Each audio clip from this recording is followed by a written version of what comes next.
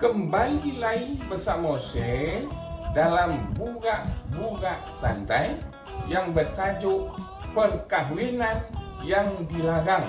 Kali ini saya bawa bukti-bukti untuk tuan-tuan dan puan-puan cari dan fikirkan. Dan ini bukan imajinasi, ini benar-benar berlaku, ya, bukan omongan kosong. Dan inilah peraturan dan undang-undang dalam adat pepatih yang banyak membawa kebaikan kalau kita lihat dari segi yang tersirat. Sebab itu kepimpinan adat kena mendidik dahulu, ya, sebelum peristiwa ini berlaku. Assalamualaikum warahmatullahi wabarakatuh dan salam sejahtera. Saya Profesor Madya Datuk Paduka Dr. Muhammad Rosli bin Saludin, Fellow Penyelidik Kanan Institut Alam dan Tamadun Melayu UKM Bangi Selangor, perangkap tokoh warisan kebangsaan orang hidup. Tuan-tuan dan puan-puan, jangan poning-poning. Saya tak poning, tapi saya nak torangkan hari ini, tuan-tuan dan puan-puan. Ya, sebelum tu saya nak bagi tahu, ya, jangan lupa like, jangan lupa share, jangan lupa subscribe Rajo Trombo Official nanti, tuan-tuan dan puan-puan. Dalam setiap video dan dalam setiap yang saya post dalam Facebook, saya tengok ramai yang tak berapa faham dari segi beberapa istilah. Ya, banyak yang tak faham. Kalau saya teringatkan, saya akan torangkan di hujung penerangan ini. Saya hari itu pernah mengeluarkan satu video, boleh kau nikah sesuku. Hari ini saya bawa bukti. Ya, jangan nanti kau Datuk Rosli mereko-reko jawapan sendiri. Hari ini buku adat Semondo Menyemondo dalam adat pepatih Negeri Sembilan di Negeri Sembilan, ya, susunan Datuk Seri Maharaja Khalid bin Bongit, ya, seorang pakar rujuk yang hebat dari segi adat pepatih, tuan-tuan dan puan-puan. Saya nak torangkan dalam halaman 20, halaman 21, halaman 22. Apa kata tajuk Perkahwinan yang dilarang. Jadi maknanya kisah boleh kau kahwin ataupun nikah sesuku. Seperti yang kita maklum, adat pepatih itu jurai keturunannya mengikut nasab sebelah ibu atau matrilineal, sebelah ibu, ya. Dan kemudian anggota dalam suku itu hubungannya amat rapat dan akrab. Bak kata Torombo, sesusun bak sirit, serumpun bak sorai, seikit bak lambing, ya, sekucung bak nasi, ya, malu seorang, malu semua atau malu ke sodor-sodor. Dipercayai bahawa anggota-anggota yang sama dalam suku ini berasal dari satu nenek moyang, ya. Mereka dianggap seperti adik-beradik dan anak beranak. Di sinilah timbul larangan atau sekatan berkahwin dalam suku yang sama atau berkahwin di luar suku eksogami, ya. Adat juga menyatakan bahawa sekiranya berkahwin dalam suku yang sama, keluarga itu tidak akan berkembang atau tidak membesar. Itu antara faktor, tuan-tuan dan puan-puan. Trombo adat menyatakan, kok menghubung nak panjang, kok menyebar nak lebar. Dilihat pada perspektif agama juga, tak digalakkan berkahwin dengan ahli keluarga terdekik. Tak digalakkan, bukan tak dibenarkan. Pasangan tersebut akan melahirkan zuriat yang fizikal yang lemah dan mindai tidak cerdas. Itu sebab yang kedua. Hal ini disebut adat bersani hukum, hukum bersani syarat, adat dan syarat sandar menyandar. Bagai au dengan topeng. Syarat berkata adat memakai, syarat mendaki adat menurun. Kue adat tak gaduh syarat, kue syarat tak gaduh adat.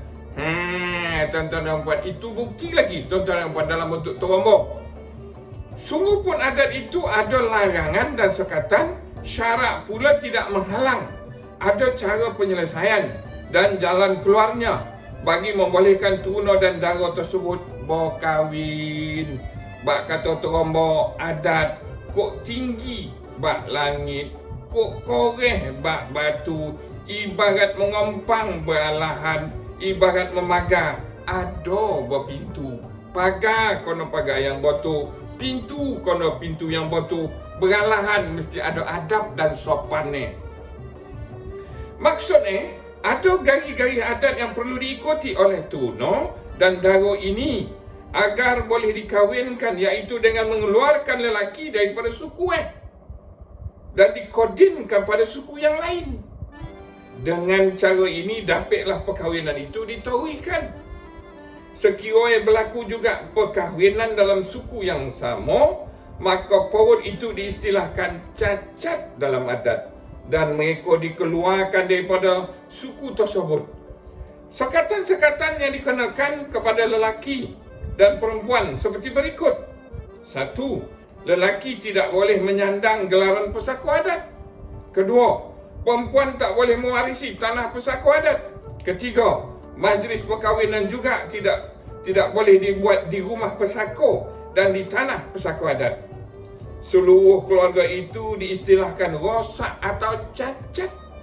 Oleh itu, satu proses untuk memulihkan paut yang cacat atau yang rosak perlu dilakukan bak kata terombo.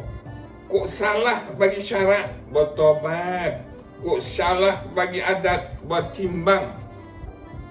Sah hutang dibayar, sah piutang menerima. Adat untuk membersihkan paut yang cacat atau yang rosak ini disebut adat memulih pesaka.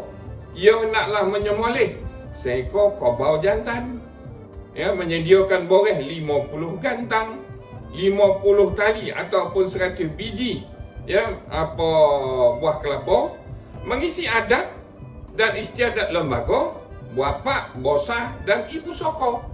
Jadi maknanya tuan-tuan dan puan-puan, kesado-sado itu seiringan dengan nikah kahwin yang nak dibuat tadi. Bukan dilarang.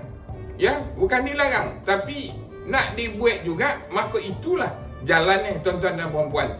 Bukan lelaki keluar daripada suku saja, tetapi mesti ikut apa deh dondo-dondo yang disebut tadi tuan-tuan dan puan, untuk mengelakkan supaya bondo itu tidak menjadi rutin, tidak menjadi kebiasaan, tuan-tuan dan puan. Kata terombo bagi mereka yang kahwin sesuku ini, kok tak patah tiek, kok tak pokong jingkek, tuan-tuan dan puan. Jadi kata-kata saya ini bukanlah nak menakut-nakutkan. Ini menunjukkan dalam sistem adat pepatih itu sudah ada perundangannya, sudah ada sistemnya yang perlu kita faham sedalam-dalamnya. Ini tanggungjawab kepimpinan adat menorangkan kepada anak buah supaya tak berlaku lagi perkara yang seperti ini.